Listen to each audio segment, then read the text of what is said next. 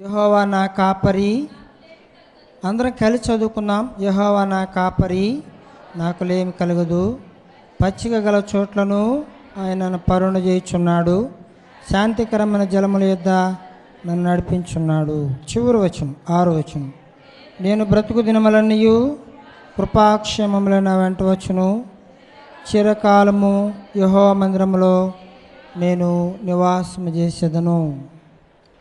తర్వాత మరొక భాగం న్యాయాధిపతుల గ్రంథం. ఇందులో 16వ అధ్యాయం. న్యాయాధిపతులు 16వ అధ్యాయం. ఇందులో మనం 19 నుంచి 22 వచనాలు. నేను ఒక వచనం చదువుతాను, మీరు ఒక వచనం మార్చి చదువుకుందాం. ఆమె తన తొడ మీద అతని నిద్రపుచ్చి ఒక మనిషిని పిలిపించి వాని చేత అతని తల మీద 7 జడలను క్షౌరం చేయించి అతని బాధించుటకు మొదలుపెట్టెను. అప్పుడు అతనిలో నుండి బలము తొలగిపోయెను.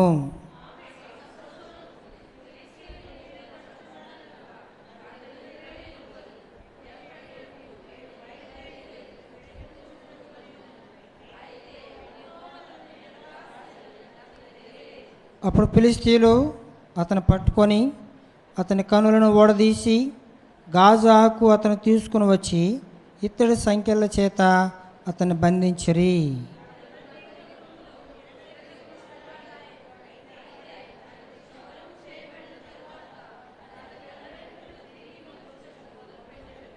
ప్రార్థన చేసుకుందాం. ప్రేమల ప్రభా, పరిశుద్ధుడా, జీవముల తండ్రి, మీకు వందనాలు, స్తోత్రాలు.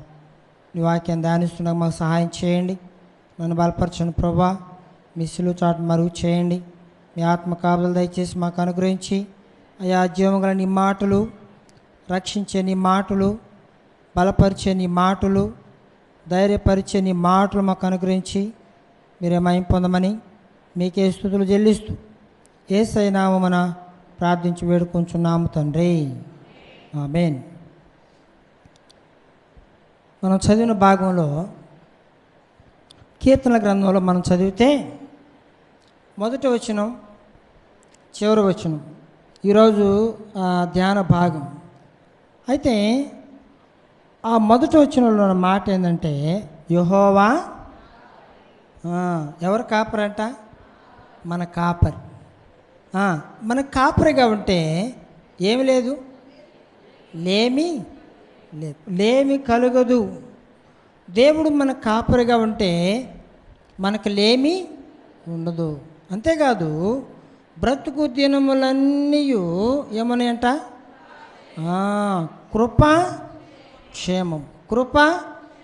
కృపాక్షేమములే నా వెంట వచ్చును. కనుక చిరకాలము యెహోవా మందిరంలో నివాసము. ప్రియులారా, దేవుడు మన కాపరిగా లేకపోతే, దేవుడు మనల్ని విడిచిపెడితే కృపాక్షేమములో మన వెంట రావు. కృప ఉండదు, క్షేమము ఉండదు. ఇక్కడ చేరి ఉన్న మనము, దేవుని బిడ్డలమైన మనము, రక్షింపబడిన మనము దేవుని మందిరంలో చేరాము. దేనికి? ప్రభువుని ఆరాధించడానికి, ప్రభువుని స్తుతించడానికి. మరి ఈ కీర్తన గ్రంథం చదివిన తర్వాత న్యాయాధిపతుల గ్రంథంలో కూడా 4 వచనాలు చదివాం. ఇక్కడ ఎవరి గురించి రాయబడిందంటే సంసోను గురించి రాయబడిన మాటలు మనం అక్కడ చదివితే అక్కడ అంటున్నాడు తనను ఎడబాసెనని. 19 నుంచి 22 వచనాలు కనుక మనం చదువుకుంటూ వస్తే ఇక్కడ సంసోను మరి ఏమైపోయాడు? ఆ చివరి వచనంలో అంటాడు, అతడు బందీ గృహములో తిరుగలు విసురువాడాయను. అయితే అతడు క్షౌరము చేయబడిన తర్వాత అతని తల వెంట్రుకలు తిరిగి మొలుచుటకు మొదలుపెట్టెను. ఏమైపోయాడంట? బందీ గృహంలో బంధింపబడ్డాడు. ఎందుకు బంధింపబడ్డాడు సంసోను? బందీ గృహంలోకి ఎందుకు వెళ్ళిపోయాడు అని అంటే ఆ పై వచనాల్లో చదివితే అక్కడ 21 వచనంలో అంటాడు. 20 వచనంలో ఉంది, ఫిలిష్తీయులు నీ మీద పడుచున్నారని ఆమె చెప్పినప్పుడు నిద్ర మేలుకొని ఎప్పటి ఎట్లు నేను బయలుదేరి విడజిమ్ముకుందును అనుకొనెను. అయితే యెహోవా అతనిని ఎడబాసెనని అతనికి, అంటే సంసోనికి దేవుడు కాపరిగా లేడు. సంసోను దేవుడు విడిచిపెట్టినన్న సంగతి సంసోనికి తెలియలేదు. అయితే అతడు ఏమైపోయాడు? అతను పట్టుకొని అతని కనులను ఊడదీసి గాజాకు అతన్ని తీసుకుని వచ్చి ఇత్తడి సంఖ్యల చేత అతనిని బంధింపబడ్డాడు. బందీ గృహంలోకి వెళ్ళటానికి గల కారణం ఏంటి? సంసోను గురించి మనం ఆలోచిస్తే సంసోను ఎవరు సంసోను? బలవంతుడు. ఎంత బలవంతుడు? సండే స్కూల్లో పాటలు పాడతారు. ఒక పాట మంచిగా మా చిన్నతనం నుంచి సండే స్కూల్లో పాట, సంసోను అంటే ఎవడురా భలే భలే. ఎంత వీరుడంటే అసలు సంసోను అంత బలవంతుడు ఇంకా బైబిల్లో ఎక్కడ కూడా. దేవుడు గొప్ప గొప్ప కార్యాలు చేశాడు. సంసోను జీవితంలో మనం జ్ఞాపకం చేసుకుంటే సంసోను తన జీవితం ఎలాంటిదంటే దేవుని ఆత్మ చేత, దేవుని యొక్క బలము చేత, దేవుని యొక్క నడిపింపు చేత బలమైన కార్యాలు, అంటే దేవుని కొరకు ఏర్పాటు చేయబడిన సంసోను, దేవుని కొరకు పుట్టించబడిన సంసోను ఏమైపోయాడు? చివరికి బందీ గృహంలో తిరుగలు విసురువాడైపోయాడు. అంటే సంసోను జీవితం పతనమైపోయింది. ప్రియులారా, ఈరోజున మనం విశ్వాసులమని చెప్పుకుంటున్నాం. మనం ఆరాధించడానికి దేవుని సన్నిధిలో చేరాం. ఒక్కొక్కరు ఒక్కొక్క రక్షణ దినాన్ని జ్ఞాపకం చేసుకుంటే కొన్ని సంవత్సరాల నుంచి రక్షింపబడి ప్రభువుని ఆరాధించే బిడ్డలుగా ఉన్నాం. ఈ లోకం ఎలా ఉందంటే పడిపోయే దినాలు. దుష్టుడైన సాతానుడు పడగొట్టే దినాలు. కనుక సంసోను నిలబడ్డా అనంటే పడిపోయాడు. అంటే తన విశ్వాసాన్ని కాపాడుకోలేకపోయాడు, తన యొక్క రక్షణను కాపాడుకోలేకపోయాడు. చివరికి బందీ గృహంలో తిరుగులు విసురువాడైపోయాడు. ఇంతటి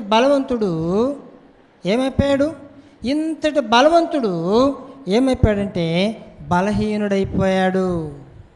ఈ రోజున విశ్వాసులుగా మనం ఈ లోకంలో ఏం చేయాలో తెలుసా? మనకిచ్చిన రక్షణను ఏం చేయాలి? కాపాడుకోవాలి. మనకిచ్చిన విశ్వాసాన్ని కాపాడుకోవాలి. దేవుడు మనకిచ్చిన ప్రార్థనా జీవితాన్ని కాపాడుకోవాలి. దేవుడు మనకిచ్చిన వాక్యానుసారమైన జీవితాన్ని మనం ఏం చేయాలా? కాపాడుకోవాలా. పోరాటం. ఈ లోకంలో ఏంటి? పోరాటం ప్రభువు కొరకు. అదే ఆ పోరాటంతో పాటు సాతాను కూడా మనల్ని ఏం చేస్తున్నాడు? మనతో పోరాడుతున్నాడు. ఎక్కడ పడగొట్టుతున్నా, ఎక్కడ పడగొట్టాలో నీ విశ్వాసాన్ని, నువ్వు నిలబడి ఉన్న నీ జీవితాన్ని, ప్రభువులో నిలకడగొన్న నీ జీవితాన్ని పడగొట్టడానికి దుష్టుడైన సాతానుడు పొంచి ఉన్నాడు. సంసోను ఏమైపోయాడు? పడిపోయాడు. సంసోను జీవితం పతనమైపోయింది. ఎంత గొప్పవాడంటే మరి 13వ అధ్యాయంలో కనుక మనం చూస్తే సంసోను గురించి కనుక మనం ధ్యానం చేసుకుంటే 13వ అధ్యాయంలో 4వ వచనం 5వ వచనంలో ఉంది, కాబట్టి నువ్వు జాగ్రత్తగా ఉండి ద్రాక్షారసమునే కానీ మద్యమునే కానీ త్రాగకుండుము, అపవిత్రమైన దేనినైనను తినకుండుము. దేనిని కూడా తినకూడదు. సంసోను దేవుడు ఏర్పాటు చేసుకున్నాడు. సంసోను దేవుడు ప్రత్యేకంగా పుట్టించాడు. దేవదూతను పంపించి తన తల్లికి తన తండ్రికి వర్తమానం పంపాడు. ఇదిగో నీవు గర్భవతిగా ఉన్నావు, నీ గర్భంలో పుట్టే బిడ్డ ఫిలిష్తీయులను హతమార్చడానికి, ఇంకా ఇశ్రాయేలు ప్రజలని కాపాడటానికి అతడు నా కోసం ఏర్పాటు చేయబడ్డ బిడ్డ. కనుక నువ్వేం చేయాలా? అపవిత్రమైనది ఏది కూడా తినకూడదు, అపవిత్రమైనది ఏది కూడా నీవు తాగకూడదు. ఆ బిడ్డని నా కొరకు పుట్టించుకుంటున్నా. ఆ తల్లి కనుక జ్ఞాపకం చేసుకుంటే, సంసోను తల్లికి ఎవరు లేరు, బిడ్డలు లేరు. ఎవరో మొట్టమొదట గొడ్రాలు. ఒక గొడ్రాలి కడుపులో సంసోను పుట్టింపజేసి, దేవుని యొక్క ప్రణాళిక ఏంటంటే ఫిలిష్తీయులను హతమార్చి తనకిష్టమైన ప్రజలైన ఇశ్రాయేలు ప్రజలను కాపాడటానికి దేవుడు ప్రత్యేకంగా సంసోన్ని పుట్టించాడు. అయితే సంసోను జీవితంలో దేవుని యొక్క ప్రణాళికను, దేవుని యొక్క ఏర్పాటును మరిచి ఏం చేశాడు? ఎవరినైతే కాపాడాలనుకున్నాడో, ఎవరినైతే హతమార్చాలనుకున్నాడో, ఎవరు? ఫిలిష్తీయులు. ఎవరైతే హతమార్చాలనుకున్నాడో వారి చేతుల్లోకే వెళ్ళిపోయాడు, బందీ గృహంలో బందీ అయిపోయాడు. కారణం ఏంటో తెలుసా? సంసోను జీవితంలో కొన్ని పొరపాట్లు. నిజంగా మనం కూడా మన జీవితం ఎప్పటివరకు కొనసాగాల? మన విశ్వాస జీవితం ఎప్పటివరకు కొనసాగాల? మరణం వరకు నమ్మకంగా ఉంటే దేవుడు నీకు నాకేమిస్తున్నాడు? జీవకిరీటం. కనుక రక్షింపబడిన నాటి నుంచి మన జీవితాలు ఎలా ఉండాలంటే మరణము వరకు నమ్మకంగా. కానీ సంసోను జీవితాన్ని జ్ఞాపకం చేసుకుంటే, ఆ చివరి స్థితిని జ్ఞాపకం చేసుకుంటే పతనమైపోతూ వచ్చాడు. ప్రియులారా, కొన్ని కారణాలు ఉన్నాయి. అయితే ఈ కారణాలకు ముందు సంసోను ఎలా బలవంతుడు? ఎలాంటి వాడు సంసోను బలం ఎంత అనంటే, మనం చూస్తే ఇక్కడ 16వ అధ్యాయం కొన్ని వచనాలు కనుక మనం చూసుకుంటూ వస్తే, 16వ అధ్యాయం 8వ వచనంలో ఎంత బలవంతుడు అనంటే చదవక్కర్లేదు. ఎంత బలవంతుడు?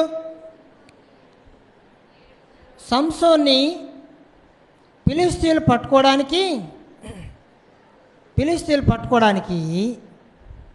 ఆయన బలం ఎక్కడుందో చెబితే, మేము 1100 వెండి నాణ్యాలు నీకు ఇస్తామని ఫిలిష్తీయులు చెప్పారు. ఎవరితో? దెలీలాతో. ఆ 1100 వెండి నాణ్యాలు ఇస్తామన్నందుకు ఆశపడి ఇప్పుడు సంసోన్ని అప్పగించడానికి సిద్ధపడింది. ఎంత బలవంతుడంటే, సంసోను నీ బలం ఎక్కడుందో చెప్పు అనంటే అన్నాడు, 7 నిరవంజి చువ్వలతో నన్ను బంధిస్తే నేను సామాన్య మనుషుల్లో ఒకడనైపోతా అని అన్నాడు. 7 నిరవంజి చువ్వలు తీసుకొచ్చి బంధించేసింది. బంధించిన తర్వాత ఫిలిష్తీయులకు చెబుతుంది, ఇప్పుడు రండి పట్టుకొని సైగ చేసి ఇప్పుడు సంసోను లేవుతుంది. సంసోను, ఫిలిష్తీయులు నీ మీద పడుతున్నారు అని అంటే వెంటనే ఏం చేశాడు? సంసోను బలం ఎక్కడుంది? అతడు పుట్టినది మొదలుకొని అతడికి క్షౌరం చేయకూడదు, మంగళ కత్తి వేయకూడదు, అతడు బలవంతుడుగా ఉంటాడు, నా ఇశ్రాయేలు ప్రజలను కాపాడుతాడు, ఫిలిష్తీయులను హతమారుస్తాడు అని తల్లికి చెబితే ఆ జుట్టుకి క్షౌరం చేయబడలా. ఇప్పుడు సంసోను బలం ఎక్కడుందంటే జుట్టులో ఉంది. ఏదైనా చెయ్యాలి అనంటే ఏం చేస్తాడో తెలుసా? ముందు ఏదైనా కార్యం చేయాలి, ఏదైనా పోరాడాలి అనంటే మొట్టమొదటి తను చేసే పని ఏంటంటే దేవుని ఆత్మను పొందుకొని ఆ జుట్టును ఏం చేసేవాడు? అని విడజిమ్ముకునేవాడు. జుట్టును విడజిమ్ముకుంటే ఏమొచ్చేది? బలం వచ్చేది. ఇప్పుడు 7 నిరవంజి చువ్వలను బంధిస్తే వెంటనే ఫిలిష్తీయులు వస్తున్నారని చెప్పగానే జుట్టు విడజిమ్ముకున్నాడు. అందుకే మనం మొట్టమొదట 4 వచనాల్లో ఫిలిష్తీయులు వస్తున్నారని గల ఎప్పటి వల్ల నేను విడజిమ్ముకొందును అనుకోనేను. జుట్టుందా అక్కడ? గుండు అయిపోయింది. దెలీలా గుండు చేసేసింది. గుండువాడైపోయాడు. కళ్ళు లేని గుడ్డివాడైపోయాడు. ఇక్కడ విడిజిమ్ముకున్నాడు, బలం వచ్చింది, ఫిలిష్తీయులు వెంటబడతా ఉన్నాడు, పారిపోతున్నారు. ఇది ఆయన బలం. రెండోదిగా చూస్తే 11వ వచనంలో అక్కడ కూడా అంటున్నాడు, ఇదిగో నువ్వు అబద్ధం చెబుతున్నావు, నీ బలం ఎక్కడుందో చెప్పానంటే 16-11 అంటున్నాడు, పేనిన తాళ్ళు, ఏ తాళ్ళంట, క్రొత్త తాళ్ళతో, పేనిన తాళ్ళతో, వాడని క్రొత్త తాళ్ళతో నన్ను బంధిస్తే నేను సామాన్య మనుషుల్లో ఒకడిని అయిపోతాను అని చెప్పాడు. అట్లానే కొత్తగా పేనిన తాళ్ళు తీసుకొచ్చి బంధించేసింది. సంసోను ఫిలిష్తీయుల మీద పడుతున్నారని చెప్పగానే ఫిలిష్తీయులు వస్తూ ఉండగానే ఏం చేశాడు, మళ్ళా జుట్టును విడజిమ్ముకున్నాడు. పేనిన తాళ్ళు కూడా తెగిపోయినాయి, అంత బలవంతుడు. ఇంకో మాట 13వ వచనంలో కూడా అక్కడ చదివితే అక్కడ అన్నాడు, నువ్వు నన్ను ఎగతాళి చేస్తున్నావు, సంసోను నీ బలం ఎక్కడుందో చెప్పానంటే ఎక్కడుందంట బలం, నా జడలు 7 జడల, నా జుట్టును ఏం చేయాలంట 7 జడలుగా అలితే దాన్ని 7 జడలను పట్టుకొని అవి పాతేస్తే నేను సామాన్య మనుషుల్లో ఒకనైపోతున్నా, బలం ఉండదు, అప్పుడు ఫిలిష్తీయులు వచ్చి నన్ను పట్టుకోవచ్చు అని చెప్పాడు. 7 జడలు అల్లింది, ఒక మేక్కి ఆ మేకును భూమిలో పాతేసి ఆ 7 జడలను ఎక్కడ కట్టింది, తీసుకెళ్ళి ఎక్కడ కట్టింది, ఆ మేకు కట్టింది. మన జడలో స్త్రీలు 2 జడలు వేస్తే ఇంతలా ఉంటాయి, ఏమన్నా 4 వేస్తే ఇంకా సన్నగా ఉంటాయి, 7 జడలు వేస్తే మీ జడలో ఇంకా సన్నగా ఉంటాయి. కానీ సంసోను జుట్టు ఎంత పెద్దదో తెలియదు, కానీ సంసోను జుట్టుని 7 జడలల్లి ఆ మేకు పాతేసిన మేకు కట్టేస్తే ఇంకా ఆ జుట్టుకున్నటువంటి మేకుని ఇంకా లాక్కోలేడు. ఇక ఈసారి సంసోను ఖచ్చితంగా దొరికిపోతాడు. కాబట్టి మనం ఏం చేయాలంటే సంసోను పట్టుకుందామని చెప్పేసి ఫిలిష్తీయులు రెడీగా ఉన్నారు. ఈ దెలీలా కేకేసింది, సంసోను ఫిలిష్తీయులు మీద పడుతున్నారని, కానీ ఈసారి దొరికిపోతాడా అనుకున్నా. మన జుట్టు ఇట్ట పట్టుకొని లాగితే ఏమొస్తుంది, నొప్పి వస్తుంది, అవునా? అయితే సంసోను జుట్టును పాతేస్తే ఇప్పుడు దొరికిపోతాడు, తన బలమంతా జుట్టులో ఉంది, ఇప్పుడు కట్టేసాము ఇంకా లేవలేడు, ఫిలిష్తీయులు దొరికిపోతాడు అని అనుకుంటా ఉంది. ప్రియులారా, ఫిలిష్తీయులు పడుతున్నారు అని ఎప్పుడన్నా అయితుందో, ఫిలిష్తీయులు వస్తూ ఉండగానే అన్నాడు. ఏమన్నాడు? ఎప్పుడైతే అన్నాడో జుట్టును విడజిమ్ముకోగానే ఆ జుట్టుకున్న మేకు కూడా పెద్ద పొలుగు అన్నమాట, దాన్ని కూడా విడబిక్కున్నాడు. చూడండి, ఇంతటి బలవంతుడు ఏమైపోయాడు, తన జీవితంలో బలమైన కార్యాలు చేసిన వ్యక్తి, బలవంతుడైన వ్యక్తి చివరికి శత్రువుల చేతుల్లోకి వెళ్ళిపోయాడు. ఇంకో మాట చూస్తే అక్కడే ఎంత బలవంతుడు సంసోను అనంటే, చూడండి 13వ అధ్యాయంలోనే 14వ అధ్యాయంలోనే 6వ వచనంలో చూస్తే 5వ వచనంలో చూస్తే అప్పుడు సంసోను తన తండ్రులతో కూడా తిమ్నాతునకు పోయి వచ్చినప్పుడు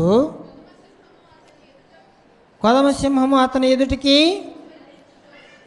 యెహోవా ఆత్మను ప్రేరేపింపగా అతని చేతులు ఏమీ లేకపోయినను ఒకడు మేక పిల్లను చీల్చినట్లు అతడు దానిని చీల్చెను. ఎంత బలవంతుడు, ఎంత బలవంతుడు సంసోను, ఎంత బలవంతుడు అనంటే ప్రియులారా, సింహాన్ని కూడా కూర్చోవాలి, చిన్నపిల్ల కూర్చోవాలి, కూర్చోమ్మా, తిరగకూడదు, అటు ఇటు తిరగకూడదు, అల్లరి ఎక్కువైంది, కూర్చోవాలి, త్వరగా మాట్లాడకూడదు, తిరగకూడదు, చైర్లో కూర్చో. సంసోను జీవితంలో సింహాన్ని కూడా చీల్చాడు. అక్కడ రాయబడి ఉంది, ఒకడు మేక పిల్లను చీల్చినట్లు ఏం చేశాడంట. మేక పిల్లను చీల్చడం ఈజీనా? ఒకడు మేక పిల్లను చీల్చినట్లు అని రాయబడింది, కానీ మేక పిల్లను కత్తి లేకుండా చీల్చటం ఈజీనా? ఎక్కడ దాకా ఎందుకు?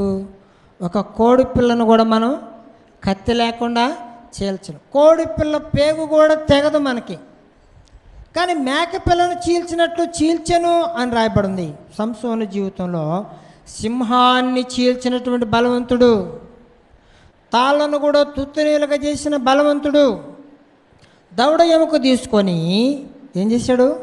1000 మందిని వాళ్ళు ఏం తీసుకొని వచ్చారు? కత్తులు, ఈటెలు, డాళ్ళు, ఇంకా ఇవన్నీ తీసుకొని సంసోను మీద పట్టుకోవడానికి వస్తే వాళ్ళు ఏం చేశాడు? పచ్చి దవడ ఎముకతో 1000 మందిని చంపాడు. అంటే సంసోను ఎంత బలవంతుడు! అంతేకాదు 300 నక్కలను పట్టుకున్నాడు. 300 నక్కలు. ఎన్ని జతలు అవి? 150 జతలు. ఒక తోక ముడేసి దాని మధ్యలో దివిటీలు పెట్టి సంసోను ఆ పొలాల ఫిలిష్తీయుల పొలాలు తోలితే వాళ్ళ ద్రాక్ష తోటలు, వాళ్ళ పొలాలను ఏమైపోయినాయి? కాలిపోయినాయి. ఇంతటి బలవంతుడు ఏమైపోయాడంటే ప్రియరా, ఇంతటి బలవంతుడు బలహీనుడైపోయాడు. కారణం ఏంటి? పతనమైపోవడానికి గల కారణం ఏంటంటే సంసోను జీవితంలో దేవునికి అవిధేయత చూపిస్తూ వచ్చాడు. తన జీవితంలో దేవుని పట్ల భయభక్తులను పోగొట్టుకుంటూ వచ్చాడు, కోల్పోతూ వచ్చాడు. కారణం ఏంటో తెలుసా? సాతాను బంధకాల్లోకి వెళ్ళిపోయాడు. ఈ రోజున మన జీవితాల్లో, మన విశ్వాస జీవితంలో మనం ఎలా ఉండాలంటే బలవంతులుగా ఉండాలి. అందుకే ఎలా ఉందో తెలుసా పరిస్థితి? మనిషి కుమారుడు భూమి మీదకి వచ్చినప్పుడు విశ్వాసమును కనుగొనునా, అంతేకాదు తాను నిలుచుచున్నానని తలంచుకొనివాడు ఏం చేయాలంట? పడిపోకుండా జాగ్రత్తగా కాపాడుకోవాలా. సంసోను జీవితాన్ని జ్ఞాపకం చేసుకుంటే పడిపోవటానికి గల కారణాలేంటి అని అంటే తన జీవితంలో కొన్ని విషయాలు మనం జ్ఞానం చేసుకోవచ్చు. చూడండి, మొట్టమొదటిగా సంసోను పడిపోవటానికి, సంసోను పతనమైపోవటానికి గల కారణం ఏంటంటే మొట్టమొదటిగా 14వ అధ్యాయం చూడండి. 14వ అధ్యాయం న్యాయాధిపతులు 14వ అధ్యాయం 1-2 వచనాలు. సంసోను తిమ్నాతునకు వెళ్ళి తిమ్నాతులో ఫిలిష్తీయుల కుమార్తెలు ఒకతను చూచెను. అతడు తిరిగి వచ్చి ఒకతను చూచితని ఆమెను నాకిచ్చి పెండ్లి చేయవలనని తన తల్లిదండ్రులతో అనగా, మొట్టమొదటిగా సంసోను జీవితం పతనమైపోవటానికి గల కారణం, మొదటి కారణం ఏంటంటే అవిధేయత. ఏం చేశాడు? తన జీవితంలో ప్రారంభమైన మొట్టమొదటి పాపం ఏంటో తెలుసా? అవిధేయత. ప్రియులారా, దేవుడు ఎవరినైతే హతమార్చమన్నాడో, ఎవరిని హతమార్చమన్నాడు? ఫిలిష్తీయులను. ఫిలిష్తీయుల శత్రువులు, నా ప్రజలను కాపాడు, నా ఇశ్రాయేలు ప్రజలకైనా ఫిలిష్తీయుల శత్రువులు, వాళ్ళు హతమార్చాలి, వాళ్ళ శత్రువుల చేతులు నా బిడ్డలను కాపాడాలని దేవుడు ప్రత్యేకంగా ఎన్నుకుంటే, దేవుడు ప్రత్యేకంగా ఏర్పాటు చేసుకుంటే, ఇప్పుడు అంటున్నాడు ఇక్కడ ఈ వచనంలో, ఫిలిష్తీయుల కుమార్తెలలో ఒక ఆమెను నేను చూచాను, ఆమెను నాకు ఇచ్చి, తన తండ్రి చెబుతున్నాడు, అయ్యా వాళ్ళు శత్రువులు వద్దు మనకి, వాళ్ళు ఫిలిష్తీయులు, మన స్వజనంలో ఉన్నారు, మన స్వజనంలో కుమార్తెను చూసి నీకు వివాహం చేస్తామంటే లేదు, ఆమె నాకు ఇష్టమైంది. ప్రియులారా, మొట్టమొదటిగా సంసోను జీవితంలో తన జీవితం పతనం అవటానికి కారణం అవిధేయత ప్రారంభమైంది. అంటే దేవునికి విధేయత చూపించకుండా ఏమయ్యాడు? అవిధేయతతో ప్రారంభమైంది. ప్రియరా, దేవుడు తన ద్వారా చేసిన కార్యాలను మర్చిపోయాడు. దేవుడు తనకిచ్చిన బలాన్ని మర్చిపోయాడు. దేవుడు తన పట్ల ఉన్న ప్రణాళికను మర్చిపోయాడు. అన్నీ మర్చిపోయి ఏమయ్యాడంటే లోకంలో పడిపోయాడు. నాకు ఇచ్చి పెండ్లి చేయండి అని చెప్పినప్పుడు వెంటనే తన తండ్రి మన స్వజనంలో ఉన్నారు కదా అంటే, లేదు, ఆమె నాకు ఇష్టమైనది కనుక ఆమెనిచ్చి నాకు పెండ్లి చేయండి అంటే, దేవునిలో ఉన్న వ్యక్తి, దేవుని మార్గంలో ఉన్న వ్యక్తి, దేవుని చేత బలంగా వాడబడుతున్న వ్యక్తి ఏమైపోయాడంటే జారిపోయాడు, లోకంలోకి వెళ్ళిపోయాడు, లోకంలో పాపంలోకి వెళ్ళిపోయాడు. ప్రియులారా, అవిధేయత నిజంగా రోమీయులకు రాసిన పత్రికలో అవిధేయత చూడండి 5వ అధ్యాయం 19వ వచనంలో రాయబడిన మాట. రోమా 5:19 ఒక మాట రాయబడి ఉంది. ఒక మనిషిని అవిధేయత వలన అనేకులు పాపులుగా చేయబడ్డారు. అవిధేయత, ఒక మనిషిని అవిధేయత. ఎవరో ఆ మనుషుడు? ఆదాము ద్వారా ఒక మనుషుని యొక్క అవిధేయత ఏమైందంట? పాపులుగా చేయబడ్డారు. ఒక మనుషుని అవిధేయత వలన ఈ లోకానికి ఏమొచ్చిందంటే పాపం వచ్చింది, పాపం సంక్రమించింది. ఇంతకుముందు పాపం లేదు, ఇంతకుముందు శాపం లేదు, ఇంతకుముందు మరణం లేదు. ఈ అవిధేయత, దేవుని పట్ల చూపించే అవిధేయత ఎంత ప్రమాదకరమైందంటే ఒక మనుషుని ద్వారా ఏమొచ్చిందంట? పాపం వచ్చింది, పాపం సంక్రమించింది. ప్రియులారా, ఆ పాపం ఏం చేసింది? పాపంలో వచ్చి జీతం మరణం, మరణానికి తీసుకెళ్ళింది. ఆదాము వాళ్ళకి మొట్టమొదట మరణము లేదు, ఉందా? ఆదాము వాళ్ళకి మొట్టమొదట మరణము లేదు. ఈ రోజున వారి ద్వారా ఒకవేళ సంతానం వచ్చి ఉంటే నీకు నాకు మరణము లేదు. ఈ భూమి మీద శ్రమలు లేవు, ఈ భూమి మీద కష్టాలు బాధలు ఉండేవి కాదు. అవిధేయత చాలా ప్రమాదకరం. సంసోను జీవితంలో తను చూపించిన అవిధేయత ఎక్కడ తీసుకెళ్ళింది? ఫిలిష్తీయుల చేతుల్లోకి, ఫిలిష్తీయుల బంధకాల్లోకి. సింహాన్ని చీల్చివేసిన వ్యక్తి, 1000 మందిని దవడ ఎముకతో చంపిన వ్యక్తి ఫిలిష్తీయుల చేతుల్లోకి, బంధకాల్లోకి వెళ్ళిపోయాడంటే కారణం ఏంటంటే మొట్టమొదట పాపం, మొట్టమొదటి కారణం అవిధేయతతో ప్రారంభమైంది. తన జీవితంలో కలిగినటువంటి అవిధేయతను బట్టి ఏమైపోయాడు? బందీ గృహంలో తిరుగులు విసిరివాడైపోయాడు. మరణాన్ని చూడగలిగినటువంటి వ్యక్తిగా మనం చూస్తూ ఉన్నాం. పిల్లరా, అయితే ఈ అవిధేయత ఆలోచనలో తర్వాత రాయబడింది. ఎవరి ద్వారా పోయిందంట? అవిధేయతతో వచ్చిన పాపము ఏమైందంట? పాపం వచ్చింది. అయితే విధేయత వలన, విధేయత వలన నీతిమంతులుగా చేయబడ్డాం. నీతిమంతులుగా అంటే ఎవరు విధేయుడు? మన ప్రభు, మన తండ్రికి కుమారుడైన క్రీస్తు విధేయత చూపించి ఏం చేశాడు? మనకి నీతిమంతులుగా చేయడానికి ఆయన విధేయత చూపినవాడు.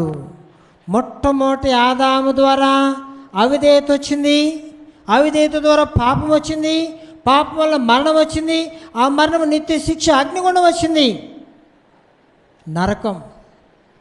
అయితే ప్రభు ఆ నరకాన్ని, ఆ శిక్షను తప్పించడానికి ప్రభు ఏం చేశాడు? విధేయుడై, తండ్రికి విధేయుడై ఏం చేశాడు? మన నీతిమంతులుగా చేస్తూ వచ్చాడు. కనుక అవిధేయత చాలా ప్రమాదకరం. ఈ రోజున మనం ఎలా ఉన్నాం? దేవునికి అవిధేయత కలిగి ఉన్నామా? సంఘంలో ఒకరేళ్ళలో ఒకరు అవిధేయత కలిగి ఉన్నామా?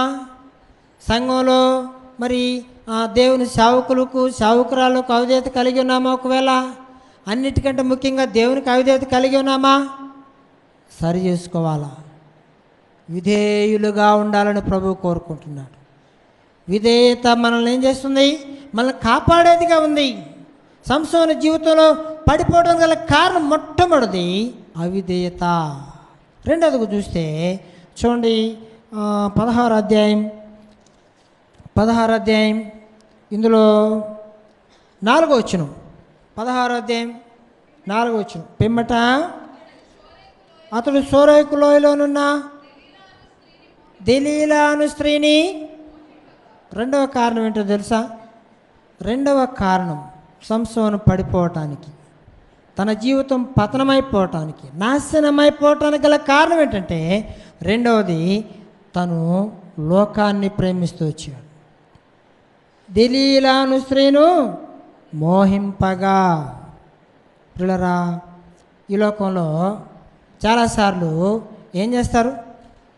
ఒక అబ్బాయి అమ్మాయి మధ్య ఉన్నటువంటి సంబంధాన్ని ఈ లోకంలో ఏమంటారు? వాళ్ళు ప్రేమించుకుంటున్నారు అని అంటారు. అవునా? లవ్లో పడ్డారట. లవ్ కాదు అది, మోహము. ఏంటది? దేవుడు మరి అబ్బాయి అమ్మాయిని ప్రేమించాడు, అమ్మాయి అబ్బాయిని ప్రేమించాడు అని అంటారు, కానీ ప్రేమించడం కాదు అది, మోహము. మోహించాడు.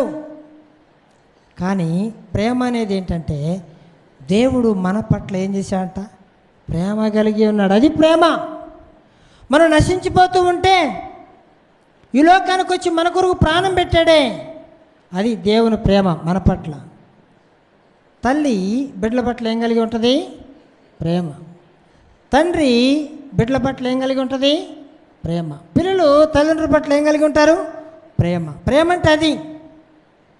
పిల్లరా, ఇక్కడ ఇది ప్రేమ కాదు, కానీ ఏమైపోయాడు? లోకం యొక్క పాపంలో పడిపోయాడు. చూడండి, అందుకే అక్కడ మనం ఒక మాట చూస్తే యోహాను సువార్త మొదటి యోహాను రాసిన మొదటి పత్రిక 2:15 ఉంది. లోకమునైనను, లోకంలో ఏమున్నాయంట? శరీరాశ, నేత్రాశ, జీవబుడంబం. లోకంలో ఉన్నదంతా ఏంటంట? ఇవి గతించిపోవేవి. కనుక లోకమునైనను, లోకములో ఉన్న వాటినైనను ప్రేమింపకుడి. ఇప్పుడు మన సంసోను జీవితాన్ని జ్ఞాపకం చేసుకుంటే, సంసోను జీవితంలో జరిగిన రెండో పొరపాటు ఏంటంటే, లోకాన్ని ప్రేమిస్తూ వచ్చాడు. చూడండి, దేవుడు ప్రేమించి దేవుడు తనకు జన్మనిచ్చాడు. అవునా? దేవుడు ప్రేమించి తనకు బలాన్ని ఇచ్చాడు. దేవుడు ప్రేమించి తన పట్ల ఒక ప్రణాళిక కలిగి ఉన్నాడు. దేవుడు ప్రేమించి శ్రద్ధ వహించి ఏం చేశాడు? ఒక దూతను పంపించి తన తల్లికి కూడా జాగ్రత్తలు చెప్పాడు. ఇంత జాగ్రత్తగా, ఇంత భద్రంగా, ఇంత శ్రద్ధ కలిగి సృష్టికర్త అయిన దేవుడు సంసోను జీవితంలో ఇంత ప్రణాళిక కలిగి ఉంటే, దేవుని ప్రేమను విడిచి ఎక్కడికి వెళ్ళిపోయాడు? లోకంలోకి వెళ్ళిపోయాడు. దేవుని సన్నిధిని విడిచి, దేవునితో సహవాసాన్ని విడిచి సంసోను ఎక్కడికి వెళ్ళిపోయాడంటే లోకంలోకి వెళ్ళిపోయాడు. దేవుని ప్రేమ కంటే ఎక్కువైన ప్రేమ ఏదైనా ఉందా ఈ లోకంలో? ఎంత ప్రేమ అయింది? ఆయన ప్రేమ ఎంత ప్రేమించాడు? నిన్ను నన్ను ఎంత ప్రేమించాడు? ప్రాణము పెట్టునంతగా ప్రేమించాడు. ఈ లోకంలో ప్రేమలు ఉన్నాయి. తల్లిదండ్రుల ప్రేమ, భార్యాభర్తల ప్రేమ, అన్నదమ్ముల ప్రేమ, అక్క చెల్లెల ప్రేమలు ఉన్నాయి ఈ లోకంలో. కానీ నీకోసం నా కోసం ప్రాణం పెట్టే ప్రేమలు ఉన్నాయా? ఒకవేళ మన బిడ్డలు ప్రమాదంలో పడి వెళ్ళిపోతా ఉంటే సాధ్యమైనంత వరకు మనము సాయి శక్తుల ప్రయత్నం చేస్తావేమో, కానీ బిడ్డల కొరకు ప్రాణం పెట్టే అంత త్యాగం మనకి ఉండదు. మన కళ్ళ ముందే ప్రమాదం జరుగుతూ ఉంటే అయ్యో అయ్యని రొమ్ములు కొట్టుకొని బాధపడతామేమో కానీ, ఏడుస్తామేమో కానీ, రోధిస్తామేమో కానీ, మన ప్రాణం పెట్టే అంత త్యాగం మనకి ఈ లోకంలో. పిల్లరా, ప్రభు మనల్ని ఎంత ప్రేమించాడంటే, ఆయన ప్రేమ కలిగిన దేవుడు ప్రాణము పెట్టునంతగా ప్రేమించాడు. అందుకే తండ్రికి ఏమి ఇష్టమైందంట? తన కుమారుడు నలగొట్టబట్ట యెహోవాకు, అతడు నలగొట్టబట్ట యెహోవాకు ఇష్టమాయను. పిల్లరా, ఆ తండ్రికి అంత ఇష్టమైతే ఆ కుమారుడు ఏం చేశాడంట? తన ప్రాణాన్ని ఇవ్వటానికి కూడా వెనుకాడు. ఇంత ప్రేమ కలిగిన దేవుణ్ణి ఇంతగా ప్రాణం పెట్టిన దేవుణ్ణి మన కొరకు ప్రాణం పెట్టడానికి మనలో ఏమైనా యోగ్యత ఉందా? ఏమైనా మంచితనం ఉందా? ఏ మంచితనం అయినా ఉందా మనలో? పాపంతో నిండి ఉన్న మనల్ని, శాపంతో నిండిన మనల్ని ప్రేమించాడు ఆయన. అందుకే మన జీవితంలో ఏ మంచితనం లేకుండానే, ఏ కారణం లేకుండా నిన్ను నన్ను ప్రేమించాడు. ఇది ఆయన ప్రేమ. అంత గొప్ప ప్రేమలో నుంచి ఏమైపోయాడు? సంసోను పక్కకి వెళ్ళిపోయాడు. దేవుని ప్రేమలో నుంచి లోకోపు ప్రేమలో పడిపోయాడు. అందుకే ఒక పాట ఉంది, హేతువు లేకయే ప్రేమించెను, యేసుకు నేనే మివ్వగలను.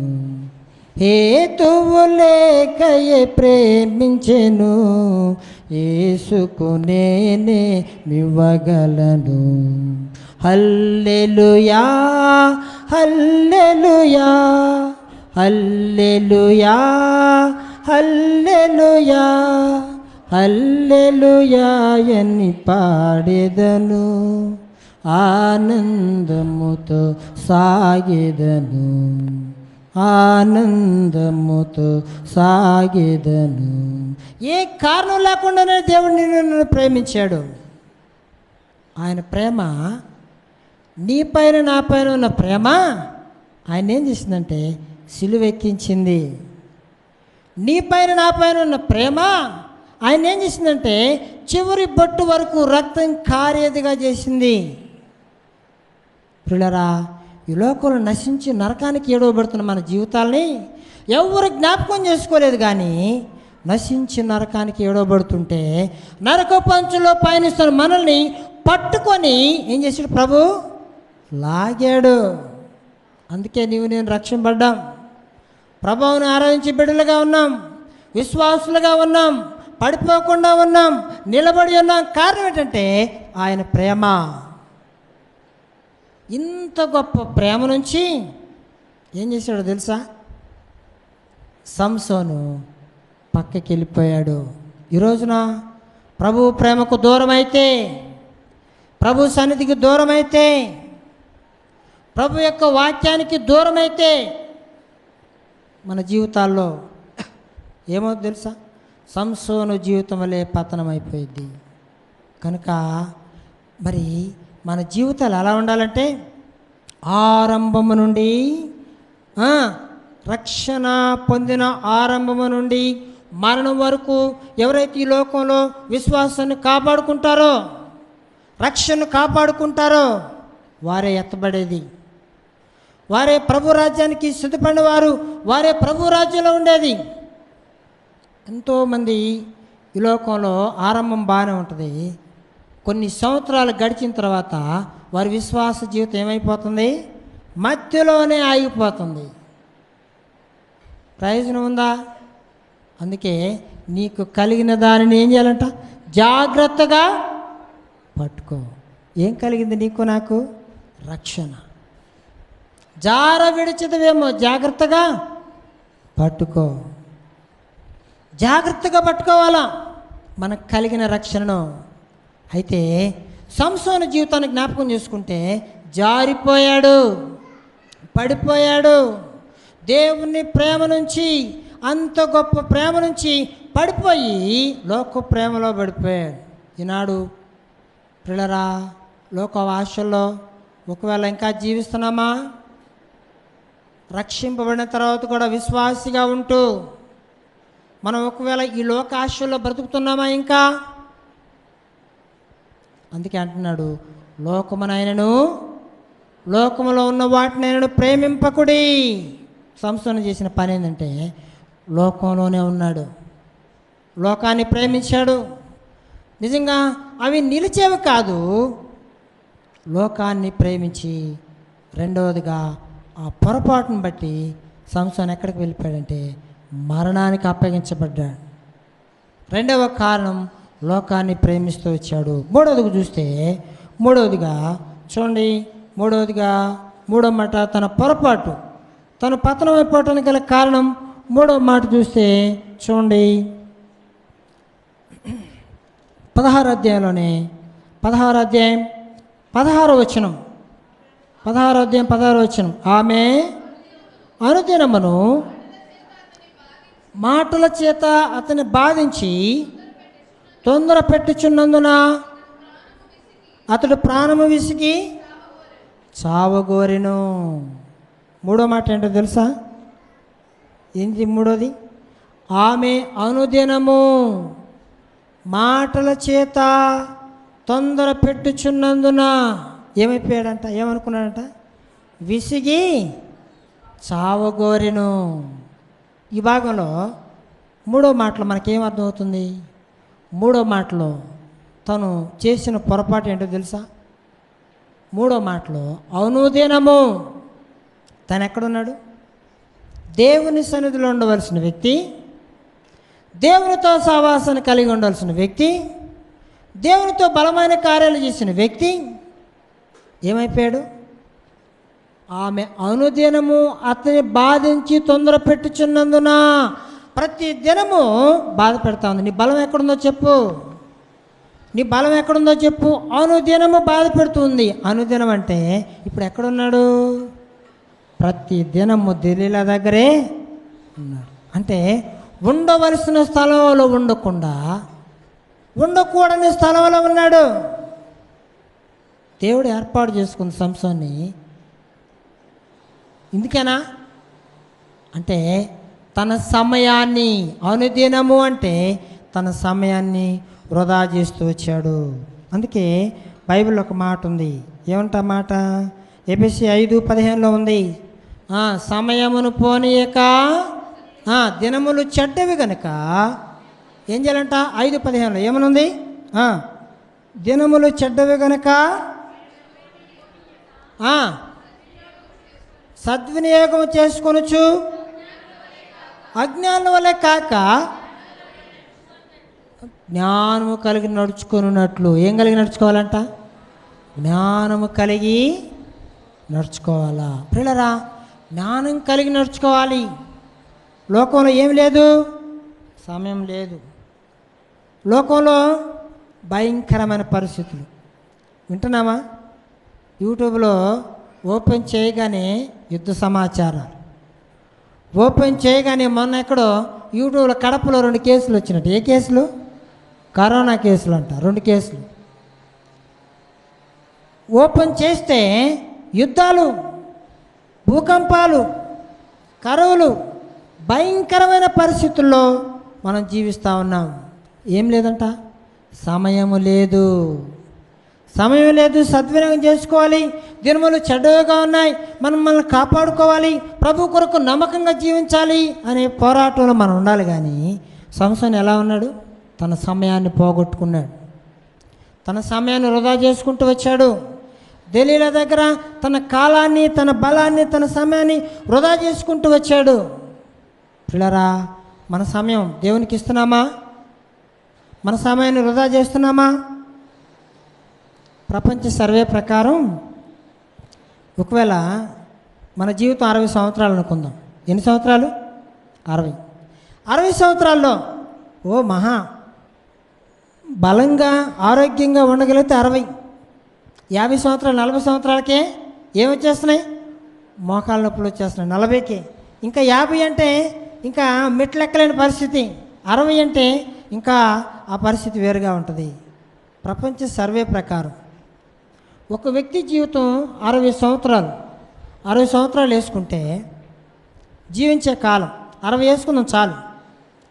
60 సంవత్సరాల జీవిత కాలంలో వాళ్ళు సర్వే చేసిన ప్రకారం, ప్రపంచ సర్వే ప్రకారం ఒక మనుషుడు ఒక్కొక్క దానికి ఎంత టైం ఇస్తున్నాడు, ఎంత సమయం కేటాయిస్తున్నాడు అని క్యాల్కులేషన్ చేస్తే రోజు మనం ఎన్ని గంటలు నిద్రపోతాం?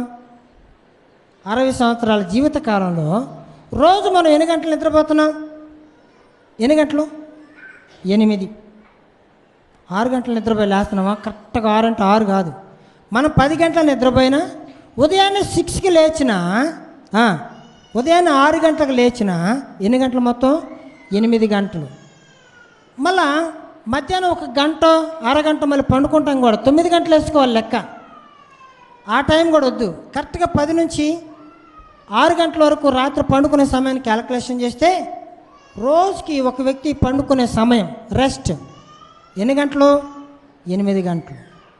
ఈ 8 గంటల్ని 30 రోజులు క్యాలిక్యులేషన్ చేస్తే, రాత్రి ఫ్యాన్ నేను క్యాలిక్యులేషన్ చేస్తున్నాను, ఎన్ని సంవత్సరాలు, ఎన్ని నెలలు, ఎన్ని రోజులు? 8 గంటల్ని 30 రోజులు క్యాలిక్యులేషన్ చేస్తే 30 × 8 గంటలు ఎన్ని రోజులు వచ్చింది తెలుసా? 24. ఎన్ని రోజులు అంటే ఎన్ని రోజులు? 24 గంటలు. అంతేనా? 24 గంటలు అంటే 30 రోజులకి 24 గంటలు. అవునా? సంవత్సరానికి అంటే ఈ ఈ టోటల్గా మనం క్యాలిక్యులేషన్ చేస్తే రోజుకి 24 గంటలు అంటే ఒక్క నెలలో 24 గంటలు అంటే నిద్రపోవటానికి టైం ఎంత పడుతుంది తెలుసా? ఆ 30 రోజుల్లో ఎన్ని రోజులు వస్తుంది? 10 రోజులు వస్తుంది. ఎన్ని రోజులు? 30 రోజుల్లో ఒక నెలలో 10 రోజులు మనం నిద్రపోవటానికే సరిపోతుంది. 10 days. అర్థమైందా? ఇట్లా సంవత్సరాన్ని క్యాలిక్యులేషన్ చేసుకుంటే 4 నెలలు వస్తుంది. ఇట్లా 60 సంవత్సరాలకి క్యాలిక్యులేషన్ చేసుకుంటే ఎన్ని సంవత్సరాలు తెలుసా? 20 సంవత్సరాలు. ఈ మన జీవించే జీవిత కాలంలో 60 సంవత్సరాల్లో టోటల్గా మనం నిద్రపోయే టయాన్ని క్యాలిక్యులేషన్ చేసుకుంటే 20 సంవత్సరాలు మనం నిద్రపోవటానికే పోతుంది. ఎన్ని సంవత్సరాలు? ఒకవేళ ఉద్యోగం చేసే ఒక వ్యక్తిని తీసుకుందాం. రాత్రంతా 8 గంటలు నిద్రపోతే 20 సంవత్సరాలు మనం రెస్ట్ తీసుకోవడానికి నిద్రపోవటానికి పోతే ఉదయం 9 గంటల నుంచి సాయంత్రం 5 గంటల దాకా డ్యూటీ. ఉద్యోగం కావచ్చు, అది పని కావచ్చు, ఒక కూలి పనే కావచ్చు, డ్యూటీ కావచ్చు. అది 8 గంటలు. పగలంతా మన డ్యూటీ, మన పని, మన వర్క్ 8 గంటలు. ఇది కూడా క్యాలిక్యులేషన్ చేసుకుంటే మన డ్యూటీ కానీ, పని కానీ, ఉద్యోగం కానీ దీన్ని కేటాయించిన టైము క్యాలిక్యులేషన్ చేస్తే ఎన్ని సంవత్సరాలు?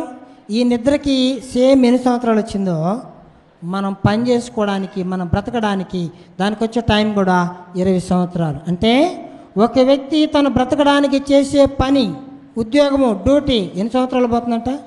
20 సంవత్సరాలు. ఒక వ్యక్తి నిద్రపోవటానికి సరిపోయిన టైం క్యాలిక్యులేషన్ చేస్తే 60 సంవత్సరాల జీవిత కాలంలో ఎన్ని సంవత్సరాలు పోతుందంట? 20 సంవత్సరాలు పోతుంది. 40 సంవత్సరాలు. వినాలి జాగ్రత్తగా. 40 సంవత్సరాలు దేని పోయింది? 60 సంవత్సరాల జీవిత కాలంలో 40 సంవత్సరాలు మన పనికి, మనం బ్రతకడానికి, మన నిద్రపోవడం 40 సంవత్సరాలు పోతే ఇంకా మిగిలింది ఎన్ని సంవత్సరాలు? 20 సంవత్సరాలు. 20 సంవత్సరాల్లో మరి మనం టీవీ, మొబైల్, ఫోన్లు ఈ టైంని కేటాయిస్తే అందులో దాదాపుగా ఇది ఒక 8 సంవత్సరాలు వస్తుందంట. ఎన్ని సంవత్సరాలు? ఇంకా మనం తినటానికి ఉదయం ఒక అరగంట, మధ్యాహ్నం ఒక అరగంట, సాయంత్రం ఒక అరగంట, రోజు 1.5 గంటలు, ఇంకో అరగంట స్నాక్స్ కలుపుకుంటే రోజుకు 2 hours. ఇది క్యాల్కులేషన్ చేసుకుంటే ఇది కూడా టోటల్గా ఒక 4-5 సంవత్సరాలు పోతుంది తినటానికి టైము. తర్వాత మనం రెడీ అవటానికి, స్నానం చేయటానికి, బట్టలు వేసుకోవడానికి, తల దూకోవడానికి ఈ టైం కేటాయిస్తే ఇది కూడా కొన్ని సంవత్సరాలు. అది ఎన్ని సంవత్సరాలు కరెక్ట్గా క్యాల్కులేషన్ చూడలేదు. అది కొన్ని సంవత్సరాలు మనం రెడీ అవ్వటానికి వెళ్ళిపోతుంది. ఈ 20 సంవత్సరాల్లో చెప్తుంది నేను. మరి హాస్పిటల్కి వెళ్ళటానికి, హాస్పిటల్కి వెళ్తే వెళ్ళగానే చూస్తారా? మనకు బాగాలేదు, జ్వరం వచ్చింది, వెళ్ళాలి, వెళ్ళటానికి జర్నీ, రావటానికి జర్నీ, దగ్గరైనా సరే అక్కడ వెయిటింగ్ టైం 1 గంట, వెళ్ళటానికి రానుపోను 1 గంట. ఇప్పుడైనా ఈ టైంని మనకు జ్వరం వచ్చినప్పుడు, బాగానప్పుడు, అనారోగ్య పరిస్థితులు వచ్చినప్పుడు మరి హాస్పిటల్ టైం దాన్ని కేటాయిస్తే దానికి కూడా కొన్ని సంవత్సరాలు పోతున్నాయి. 2 సంవత్సరాలు, 3 సంవత్సరాలు. ఈ 2 సంవత్సరాలు, 3 సంవత్సరాలు, 8 సంవత్సరాలు, 4 సంవత్సరాలు వీటికి కేటాయించిన టైం క్యాల్కులేషన్ చేసుకొని ఈ 20 సంవత్సరాలు ఇవన్నీ లెస్ చేస్తే దేవుని కొరకు మనం గడిపే సమయం ఎంత క్యాల్కులేషన్ చేస్తే, రాత్రి మా ఫ్లారీ వద్దని అడుగుతూ వచ్చాను, మీకు టైమింగ్స్ ఎట్లా అని అడిగాను. వాస్తవంగా బైబిల్ స్టడీ ఒక గంటన్నర ఉంటుంది సిటీల్లో. తర్వాత విజ్ఞాపన కూడిక ఒక 2 అవర్స్ ఉంటుంది. సరే, బైబిల్ స్టడీ ఒక 2 అవర్స్ చేసుకుందాం. విజ్ఞాపన కూడిక 2 అవర్స్ చేసుకుందాం. అది మంగళవారం కానీ, బుధవారం కానీ, గురువారం కానీ, వార కూడికలు. మీకు బుధవారం, గురువారం, శుక్రవారం 3 అవర్స్ జరిగిద్దని చెప్పారు అక్క. మరి ఈ టైంని క్యాలిక్యులేషన్ చేసుకుంటే 2 అవర్స్ 2 అవర్స్ 2 అవర్స్ 3 రోజులు 6 గంటలు, 3 రోజులు వార కూడికల్లో. ఆదివారం వచ్చేసి ఒక 3 అవర్స్ మన సండే. అంటే ఈ యొక్క 3 గంటలు, వారంలో ఒక 6 గంటలు, ఈ 6 యొక్క 3 ఎంత? 9 గంటలు. సరే, ఇంకో గంట ఎక్స్ట్రా వేసుకుందాం మధ్యలో, ఏదైనా సరే మొత్తం కలుపుకొని. అంటే ఒక వారానికి మనకి దేవునికి ఇచ్చే సమయం ఎంతో తెలుసా? 10 అవర్స్. ఎన్ని అవర్స్? రోజుకి 8 గంటలు నిద్రపోతున్నాం, రోజుకి 8 గంటలు వర్క్ చేసుకుంటున్నాం సోమవారం నుంచి శనివారం దాకా. వారం అంతా కలిపినా కూడా టోటల్గా ఒకరోజు నిద్రపోయేంత టైం, ఒకరోజు మనం ఒక డ్యూటీ చేసుకునేంత టైము వారం అంతా కలిపితే, వార కూడిపులు సండే మొత్తం కలిపితే ఎన్ని గంటలు వచ్చింది? 9 గంటలు. పిల్లరా, వారానికి దేవునికి మనం ఇచ్చే సమయం ఎంతో తెలుసా? 10 అవర్స్. 1 అవర్ ఎక్స్ట్రా కలుపుకుంటే 10 అవర్స్, 10 గంటలు. 10 గంటలు మాత్రమే మనం దేవుని సన్నిధిలో గడుపుతున్నాం వారానికి. ఇప్పుడు ఈ లెక్కన 4 వారాల్లో 40 గంటలు. 4 వారాల 40 గంటల క్యాలిక్యులేషన్ చేసుకుంటే, నెలకు 40 గంటల క్యాలిక్యులేషన్ చేసుకొని 60 సంవత్సరాలు ఈ అవర్స్ కలుపుకొని రోజు లెక్క, సంవత్సరాల లెక్క వేసుకుంటే మొత్తం టోటల్ ఎంత టైం వస్తుంది తెలుసా? 2.5 సంవత్సరాలు. అంటే 60 సంవత్సరాల జీవిత కాలంలో 20 సంవత్సరాలు నిద్రపోవటానికి, 20 సంవత్సరాలు మన డ్యూటీలు, మన వర్క్ చేసుకోవడానికి, ఒక 8 సంవత్సరాలు మరి టీవీలు, తర్వాత మొబైళ్ళు, ఫోన్లు, వీటికి, ఇంకో 4 సంవత్సరాలు హాస్పిటల్కి, ఇంకో 3 సంవత్సరాలు మనం రెడీ అవ్వటానికి, మరి ఇంకో 2 సంవత్సరాలు డ్యూటీలకి, జర్నీలకి, వీటన్నిటిని క్యాలిక్యులేట్ చేసుకుంటే ఇన్ని సంవత్సరాలు టైం అంతా పోతే దేవుని కొరకు, మీకు అర్థమవుతుంది నేను చెప్పింది? వారంలో నేను తక్కువలో తక్కువ వేశాను, ఎక్కువే కలిపాను. అసలు ఇంకా గంట వేసుకుంటే వారంలో 3 రోజులు 3 గంటలు, సండే ఒక 2.5 గంటలు కలుపుకుంటే 5 అవర్సే వచ్చేది. నేను ఇంకా 5 అవర్స్ ఎక్స్ట్రా వేసాను. మొత్తం టోటల్గా ఈ టైంని క్యాలిక్యులేషన్ చేసుకుని నెలల ప్రకారం, సంవత్సరాల ప్రకారం 60 సంవత్సరాల క్యాలిక్యులేషన్ చేస్తే 2.5 సంవత్సరాలు దేవునికి ఇచ్చే సమయం. 60 సంవత్సరాల కాలంలో దేవుని కోసం జీవిస్తున్న సంవత్సరాలు ఎన్నాయంటే 2.5 సంవత్సరాలు. ఇంకో 6 నెలలు కూడా కలుపుకుందాం, 3 సంవత్సరాలే. ఇంకో సంవత్సరం కలుపుకున్నా 4 సంవత్సరాలు. పోనీ ఇంకో సంవత్సరం కలుపుకున్నా, దేవుని కొరకు ఎక్కువ టైం మనం కేటాయిస్తున్నాను నేను అని అనుకున్నా 5 సంవత్సరాలు. అసలు లేదు క్యాల్కులేషన్. చూడండి, 60 సంవత్సరాల్లో దేవుని కొరకు, దేవుని సన్నిధిలో దేవునికి ఇచ్చే సమయము కేవలం 3 సంవత్సరాలు మాత్రమే. 2 సంవత్సరాలు కలుపుకున్నా మరి అంత దారుణమా అని అనుకున్నా. 5 సంవత్సరాలు మాత్రమే. 55 సంవత్సరాలు మన కోసం, మనకు రెస్ట్ కోసం, మన బిడ్డల కోసం, మనం బ్రతకడం కోసం, మనం సంపాదించుకోవడం కోసం, మన సంతోషం కోసం 55 సంవత్సరాలు వెళ్ళిపోతున్నాయి. దేవుడు ఎక్కడెక్కడా? అందుకే సమయం లేదు, సద్వినియోగం చేసుకో, దినములు చెడ్డవి. ఇంత వాక్యాన్ని ముందు పెట్టుకొని సంసోను ఏం చేస్తున్నాడు? ఆమె అనుదినము అతన్ని బాధించి తొందర పెట్టుచున్నందున విసిగి చావుగోరెను. అంటే తన సమయాన్ని అంతటిని, తన జీవితాన్ని అంతటిని ఎక్కడ గడిపాడు? దెలీలాతోనే. 3వ కారణం ఏంటంటే దేవునికి సమయమే లేదు. దేవునికి సమయం ఇవ్వకుండా తన కోసం బ్రతికాడు. 3వ కారణం ఏంటంటే తన సమయాన్ని వ్యర్థంగా గడిపాడు. తన సమయాన్ని దేవునికి ఇవ్వలేదు, తన జీవితాన్ని దేవునికి ఇవ్వలేదు, తన కాలాన్ని, తన బలాన్ని, తన యవన జీవితాన్ని మొత్తాన్ని లోకంలోనే దెలీలా దగ్గర గడిపేశాడు. ప్రియులరా, నీ సమయం ఎవరికి? నీ సమయం దేనికి? నీ సమయం ఎప్పుడు దేవునికి ఇవ్వాలని దేవుడు కోరుకుంటున్నాడు. దేవుడు సంసోను ద్వారా ఒక పాఠం నేర్పుతున్నాడు మనకి. మన జీవితాల్లో మన సమయాన్ని దేవునికి ఇవ్వాలని దేవుడు అందుకే వాక్యాల ద్వారా హెచ్చరిస్తున్నాడు బైబిల్లో. అపాయకరమైన కాలాల్లో ఉన్నాం. ప్రమాదకరమైన కాలం, ప్రమాదకరమైన లోకం, అపాయకరమైన కాలములు ఇవి. నెమ్మది సమాధానం లేని కాలంలో జీవిస్తూ ఉన్నాం. సంసోను ద్వారా ఒక పాఠం. మన విశ్వాస జీవితాన్ని మనం ఏం చేయాలా? కాపాడుకోవాలా, నిలబెట్టుకోవాలా, ప్రభువులో నిలబడాలని కోరుతున్నాడు. సంసోను యొక్క పాఠాన్ని మనకెందుకు ఇక్కడ పెట్టాడంటే, సంసోను గురించి ధ్యానించి మనం అలా ఉండకుండా ప్రభు కొరకు జీవించాలని కోరుకుంటున్నాడు.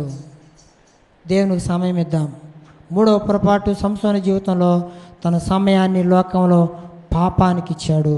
నాలుగోదిగా చూస్తే చూడండి, చివరిగా నేను ముగిస్తాను. నాలుగోది చూస్తే 16 అధ్యాయంలోనే 28వ వచనం, 16:28వ వచనం. అప్పుడు సంసోను, యెహోవా ప్రభువా, దయచేసి నన్ను జ్ఞాపకం చేసుకున్నాము. దేవా, దయచేసి ఈసారి మాత్రమే నన్ను బలపరచుము. నా 2 కన్నుల నిమిత్తము ఒక్కమారే దండించి పగ తీర్చుకొననిమ్మని యెహోవాకు మొరపెట్టి. 4వ కారణం ఏంటో తెలుసా? ఇక్కడేం చేస్తున్నాడు? మొరపెడుతున్నాడు. ఎప్పుడు మొరపెట్టాడు? ఆపద కాలంలో. నిజంగా మందిరానికి, ఆ గుడికి ఆధారమైన 2 పిల్లర్స్ని పట్టుకున్నాడు.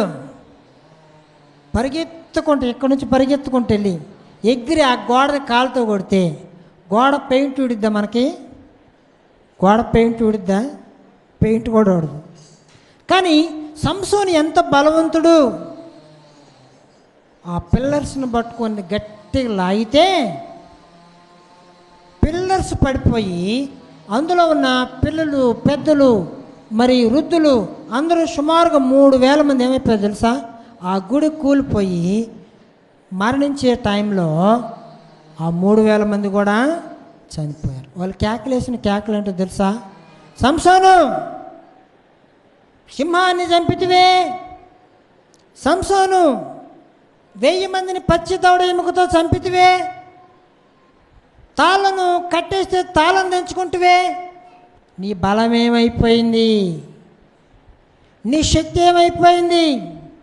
నీకు బలం ఇచ్చిన నీ దేవుడు ఏమైపోయాడు అని కేకలేస్తూ ఉన్నారు. ప్రియరా, పోగొట్టుకున్నాడు. దేవుని బలాన్ని పోగొట్టుకున్నాడు. దేవుని సన్నిధి పోగొట్టుకున్నాడు. దేవుడు ఇచ్చేటువంటి ఆ శక్తిని పోగొట్టుకున్నాడు. 4వ కారణం, ఈ చదివిన భాగంలో ప్రార్థనా జీవితం లేదు.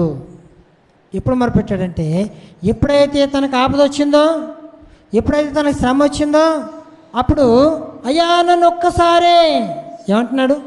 ఒక్కసారే నన్ను బలపరచు, ఈ ఒక్క మారే నన్ను ఈ ఫిలిష్తీయులను దండించడానికి నాకు శక్తినివ్వు, అయ్యో ప్రభు అని కేకలేస్తున్నాడు.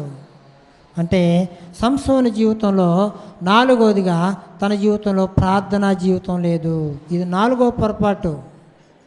ప్రియరా, ప్రార్థన లేదు కనుకే ఏమైపోయాడు? పతనమైపోయాడు. మన జీవితాల్లో ఈ 4 ఉన్నాయా?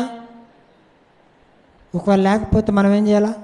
సరి చేసుకుందాం. అందుకే మత్తయి సువార్త 26:41 ఉంది, మీరు శోధనలో ప్రవేశించుకున్నట్లు ఏం చేయాలంట? 26:41 మెలకువగా ఉండి ఏం చేయాలి? ప్రార్థన చేయుడి. మెలకువలేదు. సంసోను జీవితంలో శోధనలో ప్రవేశించకుండా, శోధనలో పడిపోకుండా ఉండటానికి, శోధనను తప్పించబడటానికి సంసోను జీవితంలో ఏమీ లేదు? ప్రార్థన లేదు. ప్రార్థన లేదు కనుక ఏమయ్యాడు? శోధనలో పడిపోయాడు. మెలకువ లేదు కనుకే శోధనలో పడిపోయాడు. శోధనలో పడిపోయినటువంటి వాడు పడిపోయినవాడు ఇంకా తిరిగి లేవల. తన జీవితం పతనమైపోయింది. పిల్లరా, ఈ 4 కారణాలు ప్రార్థన మన జీవితాన్ని నిలబెట్టింది. ప్రార్థన మన జీవితంలో బలాన్ని ఇచ్చింది. ప్రార్థన మన జీవితంలో మనకు ఆరోగ్యం ఇచ్చింది. ప్రార్థన మన జీవితంలో ధైర్యాన్ని ఇస్తుంది. ఈ కోల్పోయిన 4 కారణాలను బట్టి సంసోను పతనమైపోయాడు. ఏమైపోయాడు? ఫిలిష్తీయుల చేతుల్లోకి వెళ్ళిపోయాడు. తలంతా కొరిగివేయబడింది. గుడ్లు తోడేశారు. గుడ్డివాడైపోయాడు. కన్నులు కానరాని అంధుడైపోయాడు. బలవలేని వ్యక్తి అయిపోయాడు. సామాన్య మనుషులు ఒకడైపోయాడు. చివరికి ఆ గుడిలో ఆ 3000 మందితో పాటు ఏమైపోయాడు? మరణించాడు. పిల్లరా, ఆరంభము కంటే ఎలా ఉండాలంట? అంతము. మన అంతం ఎలా ఉండాలి?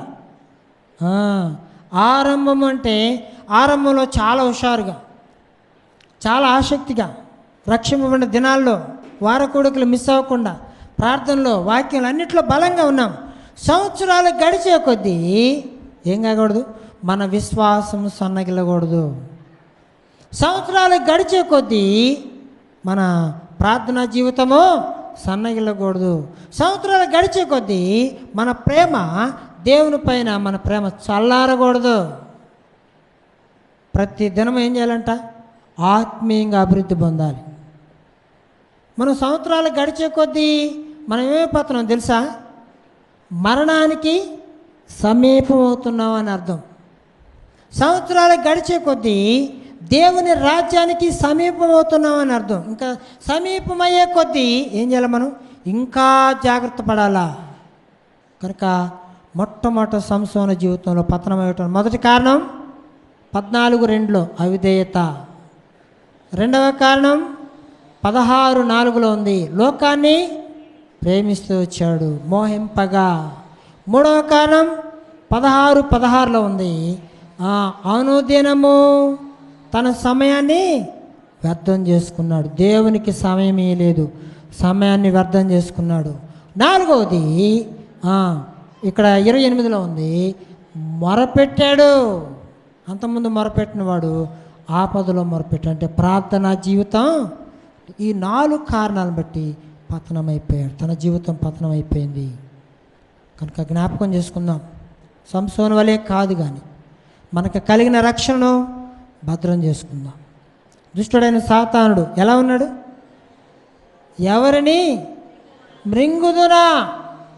మింగటం ఏంటి అంటే నవిలితే ఆలస్యమైద్దేమోనని ఒక్కొక్కడిని మింగేస్తే త్వరగా పని అయిపోద్ది, అబ్బో ఎక్కువ మందిని మింగొచ్చు అంటే వాడు చూడు ఎంత తెలియగలడు, మృంగుదునా అన్నట్టుగా ఉన్నాడు. వాడు మృంగక ముందే సంసోన్ని మింగేశాడు. అవునా? పతనమైపోయాడు. ఎవరి మృంగుదునా అని బొబ్బరించు సింహం వలె అటు ఇటు తిరుగులాడుతున్నాడు. ఈరోజున కాపాడుకోవలసిన బాధ్యత ఉంది, భద్రపరుచుకోవలసిన అవసరం ఉంది. ఏర్పరచబడిన వారు సైతం మోసగించబడే దినాల్లో మనం ఉన్నాం. కనుక మన విశ్వాసం ఎలా ఉంది? దేనిపైన మన ప్రేమ ఎలా ఉంది? మన ప్రార్థనా జీవితం ఎలా ఉంది? జ్ఞాపకం చేసుకొని మనం మరి పడిపోకుండా ప్రభు కొరకు మరి మరణం వరకు నమ్మకంగా ఉండాలని ప్రభు కోరుతున్నాడు. దేవుడి మాటలు దీవించును గాక. మోకరించండి, ప్రార్థన చేసుకుందాం.